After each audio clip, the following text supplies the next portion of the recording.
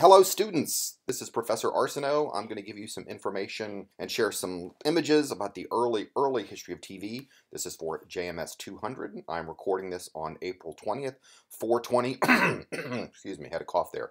This corresponds with the Hansen textbook. The textbook only has a couple of paragraphs about early TV, but there is a great deal more to the story. Now, how old is the concept of television? As soon as people could transmit messages through the wireless telegraph, they started thinking, well, if we could transmit sounds and communicate messages, why can't we communicate pictures? So the idea is very old. This is from the late 1800s, this print.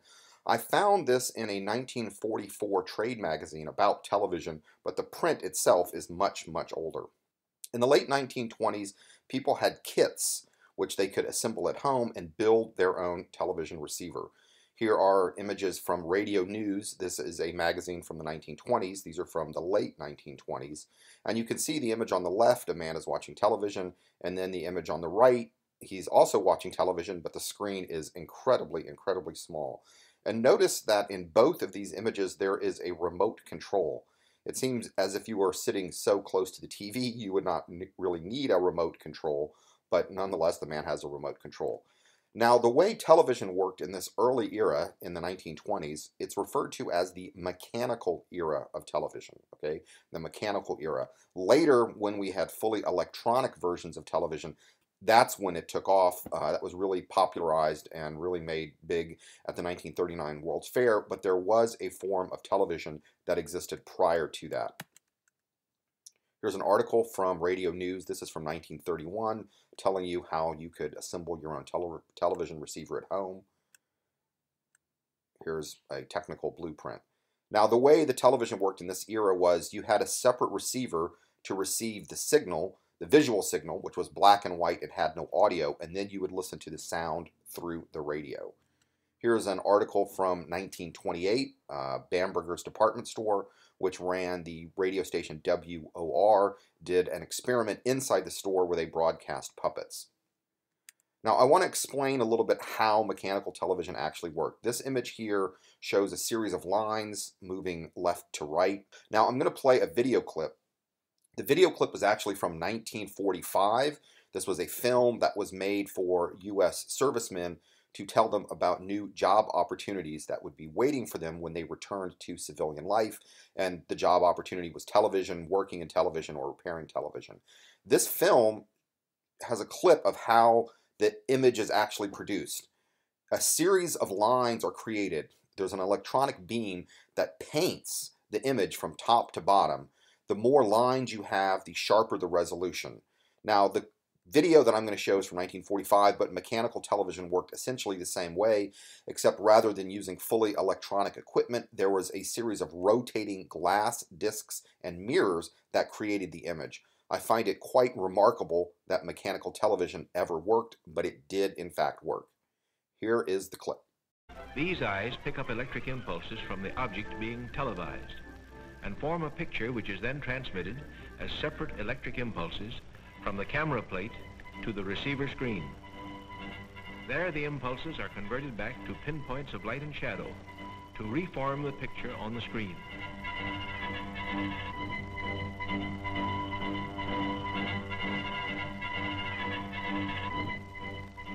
Here the process is slowed down for you.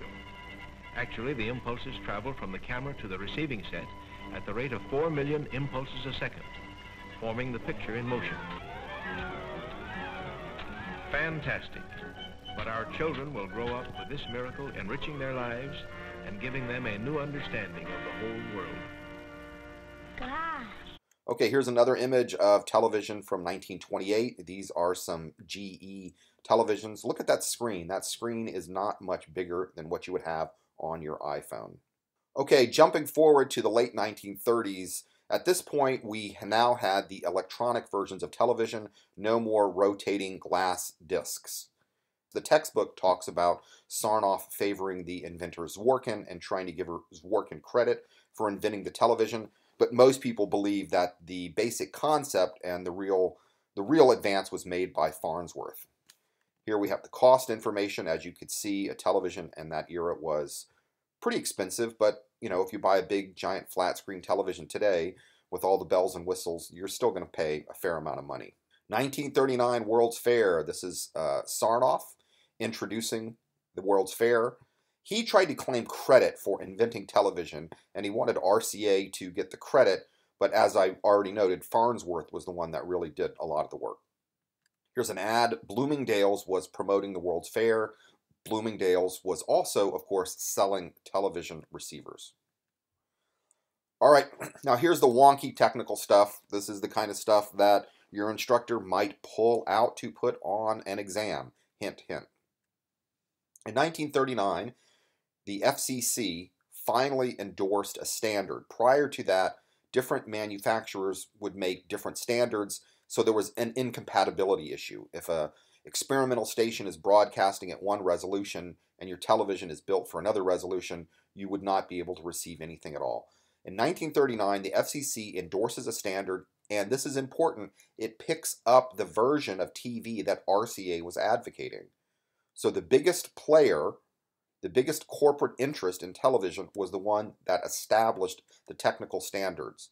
In 1940, the FCC allows RCA to begin limited commercial operation. This means we get the beginning of advertising. Okay, so advertising goes back very, very far on television. And then finally, in 1941, the FCC declares a new standard for resolution and again goes with the RCA standard. Now here's a wonky issue, spectrum allocations. I talked about spectrum earlier in my lecture about early radio broadcasting. The same concept applies. In 1945, the FCC establishes 13 different channels. This meant there could only be 13 channels total. Television was operating in the VHF, very high frequency range. Now, almost immediately after these allocations were made, the government realized, surprise, surprise, they had made a mistake, that the channels were located too close to one another. And if someone were broadcasting on channel 2, if a station in the same city was broadcasting on channel 3, there would be interference. So you had to space it out. You could go 2, 4, 6, 8, but you couldn't actually have 13 channels, and then channel 1 was given over to the government and the military. So we never, ever had 13 television channels in the broadcast era. Now, how does this benefit RCA? It benefits RCA because it means there is a very limited number of television stations that could even exist and function within one city. The fewer television stations there are, the more power would go to RCA because it meant they faced less competition. Many years later, the government allowed UHF channels. This is in the ultra high frequency. I do remember, because I'm older, I'm of a certain age, I do remember UHF channels. They were always lower tier, they were always, had less power, had lower budget. This is where you would get sort of bad old movies or strange programming from other countries that you never ever see anywhere else. Weird Al Yankovic actually made a movie in the late 80s called UHF. This is a bit of a detour, but it's about a man, Weird Al, who takes over one of these UHF stations. It's actually fairly funny. I think I'm going to re-watch the movie during quarantine. Okay, jumping back to the topic at hand. These statistics show the post-war growth of television. HUT stands for households using television, and then we have the number of sets. So in 1946, hardly anyone had a set. We're talking a total of 8,000. There was television broadcasting during World War II, but it was incredibly, incredibly small. Really just very few sets at all. Then you can see it growing. In 1950, we get a sharp uptick. By 1952, the boom is on. And now today, I don't even know how many sets there are. I mean, it's impossible to count. Incidentally, Nielsen, the company that monitors television and determines the television rating, constitutes a television household as any household that has a device capable of receiving a video signal. So even if you have a laptop and you maybe say, like many of you students might think, well, I never watch traditional television. You have a computer. I know you have a computer. You're watching me on the computer right now. If you can receive an internet signal, you are considered as having access to a television. Now, for the rest of the lecture, I'm just going to throw out some sort of assorted images that I've pieced together and various facts I've come across during my own research. In 1939, Bloomingdale's did the first televised fashion show. This coincided with the World's Fair and all the publicity that was going on about television. The models couldn't move, as you can see here through this image. They're actually strapped in or held in these braces. They couldn't move, and the whole platform was wheeled in and out of frame. This is a photograph I found at the National Archives. This is sort of a newspaper clipping of it, and this is the actual photograph. And here we have a photograph of people inside Bloomingdale's department store in April 26, 1939, watching the televised fashion show. Continuing on my theme of department stores, for those of you keeping score at home, you know why I am so interested in department stores. In 1945, Gimbel's department store in Philadelphia did an experiment where they put in these special little theaters where shoppers could come, sit in the little theater, watch television, and see a product, and you could even shop by television. What they meant by that was you could see the product on television, then you could go to a different part of the store and actually pick up the item. Now, it does seem odd. Why would you need to go to the department store to watch something on television? Couldn't you watch it at home? Well, yes, you could watch at home, but remember, in 1945, no one had television in their homes. Also part of the big Gimbel's experiment, they built a TV studio in the auditorium inside the department store where you could sit in an audience, like a theater audience, and actually watch television being broadcast. On the right, you have the control booth for the television studio. It's completely encased in glass, so you could see what the control room and the people inside the control room were doing. Dumont, which is an early network, didn't last terribly long. Dumont was also a manufacturer of television receivers. They had their own network. Their largest studio was actually built inside Wanamaker's department store in New York City. Dumont is famous for television historians because it was the network that brought us The Honeymooners and also Ernie Kovacs. Okay, changing gears a little bit. This is a cartoon from 1936.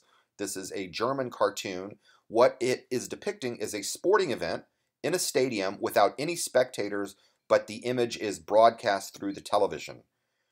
Germany in 1936, under the Nazis, had the most sophisticated television system in the world. They actually broadcast the 1936 Olympics that were held in Berlin. This information in that cartoon comes from this book by Michael Sokolow. If you are interested in Nazi television, 6 Minutes in Berlin is the book for you. Now I'm going to play another clip here. This is from a documentary about broadcasting under the Third Reich. This is just a portion. This is just an excerpt of the documentary, but it shows a sample of what Nazi television looked like. This is a very weird clip. Only very few recordings of such programs have survived, among them the film version of one of the many teleplays that were especially written and produced for the new mediums. Broadcasts are temporarily discontinued. They do not resume until 6 weeks later.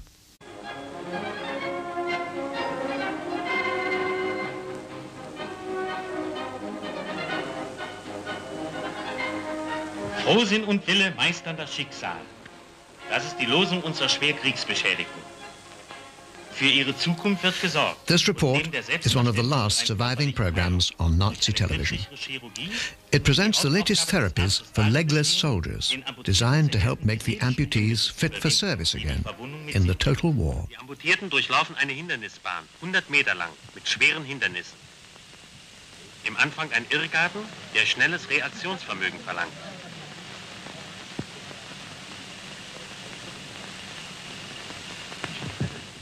Zu dem Sprung gehört Mut. Wehe, wer hier hängen bleibt. Wie die Wiesel. All right, here I'm going to conclude with a 1946 image of a blackface minstrel show. This was broadcast over WOR television. Luckily, blackface minstrel shows did not exist very long in the television era. Amos and Andy, I talked about that on the history lecture about radio. When Amos and Andy came to television, they did not use blackface and hired African-American actors, thankfully. Okay, here we have some famous programs from the 1950s after television became big. I Love Lucy in the top left. I Love Lucy is discussed in the textbook. The basic sitcom formula and the way of creating sitcoms that I Love Lucy popularized I don't think they really created it, but they popularized that method for filming sitcoms, is still around today. Then in the bottom left, we have Ed Sullivan. He hosted a variety show for many, many years. It lasted into the 1970s. You can find all sorts of clips from the Ed Sullivan Show online. On the top right, we have Jackie Gleason in The Honeymooners, which is still funny. I mean, The Honeymooners still holds up. Some of the jokes where Ralph makes about punching his wife, those are not too funny. Those jokes did not age very well at all. But other than the threats of violence to his wife, I think The Honeymooners is a very, very funny show. And in the bottom right, we have Milton Berle, host of Texaco Star Theater. Milton Berle was so famous, so popular during the early days of television that it is said that many people bought television sets just to watch Uncle Milty. He was very famous in the pre-television vaudeville era and was also a notorious joke thief. There's an old joke that went, the audience was laughing so hard, Milton Berle even dropped his notebook.